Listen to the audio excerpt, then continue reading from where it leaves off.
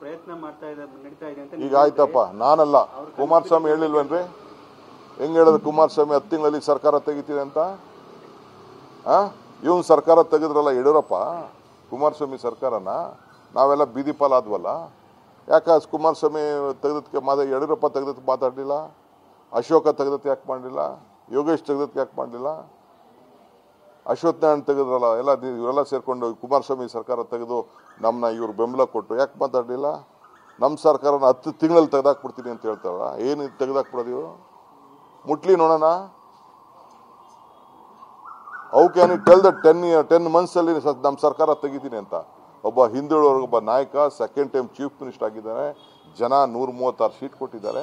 ಇದನ್ನು ಡೈಜೆಸ್ಟ್ ಮಾಡ್ಕೋಕ ಈಗ ನಾವು ಡೆಲ್ಲಿಲಿ ನಿಮ್ಮ ಸರ್ಕಾರ ತೆಗೆದು ಬಿಡ್ತೀವಿ ಅಂತ ಹೇಳಿದ್ವಿ. ನಾವು ಗೆದ್ದಿರೋದು ಇವ್ರಿಬ್ರು. ಅವ್ರು ಬಿಜೆಪಿ ಅವ್ರು ಹೆಂಗ್ ತಡ್ಕೊಂಡಿರ್ಬೇಕು ಇವ್ರನ್ನ?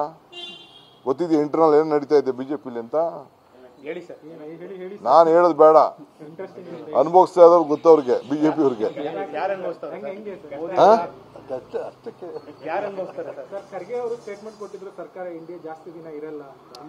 ನನಗೆ ಅವ್ರದ್ದು ಅದೆಲ್ಲ ಗೊತ್ತಿಲ್ಲ. ನಾನು ಬೆಂಗಳೂರ್ದು ನಂದು ನಮ್ಮ ರಾಜ್ಯದ ನಾನು ಮಾತಾಡ್ತೀನಿ.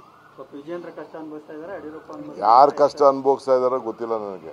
ಈಗ ನೋಡಿ, ಕಾಲ್ ಕಟ್ಟಿ ಕೈ ಕೊಟ್ಟಿ ಬ್ಲ್ಯಾಕ್ ಮೇಲ್ ಮಾಡಿದವ್ರನ್ನ ಹೋಗಿ ಕಾಲ್ ಕಟ್ಕೊಂಡು ತಿರ್ಗಾ ಕರ್ಕೊಬಂದು ಯಾಕೆ ದಳದವ್ರು ಒಬ್ರು ಇಡೀ ಒಕ್ಕಲಿಗ ಬೆಳ್ತಾನೆ? ಎಲ್ಲಿದ್ರು ದಳದವರು? ಕಾರ್ಯಕರ್ತರು ಎಲ್ಲಿದ್ರು ಹೇಳ್ರಿ? ಲೀಡರ್ಗಳು ಬಂದು 3-4 ಜನ ನಿಂತ್ಕೊಂಡು ಫೋಟೋ ಮಾಡಿ ನಿಮ್ಮ ಟಿವಿಗೆ ಉತ್ತರ ಕೊಟ್ಟುಬಿಟ್ರು. ಯಾವ ದಳದ ಕಾರ್ಯಕರ್ತರು ಇದ್ರು ಹೇಳಿ? ಮಂಡ್ಯಲ್ಲಿ ಎಲ್ಲಿದ್ರು, ಮದ್ದೂರಲ್ಲಿ ಎಲ್ಲಿದ್ರು, ರಾಮನಗರದಲ್ಲಿ ಎಲ್ಲಿದ್ರು, ಬಿಡದಿಲಿ ಎಲ್ಲಿದ್ರು, ಶ್ರೀರಂಗಪಟ್ಟಣದಲ್ಲಿ ಎಲ್ಲಿದ್ರು? ಇದ್ರು ಬಿಜೆಪಿ ಅವ್ರು. ಹೊರಗಡೆಯಿಂದ ಬಂದವರು ಒಂದಷ್ಟು ಜನ ಇದ್ರು.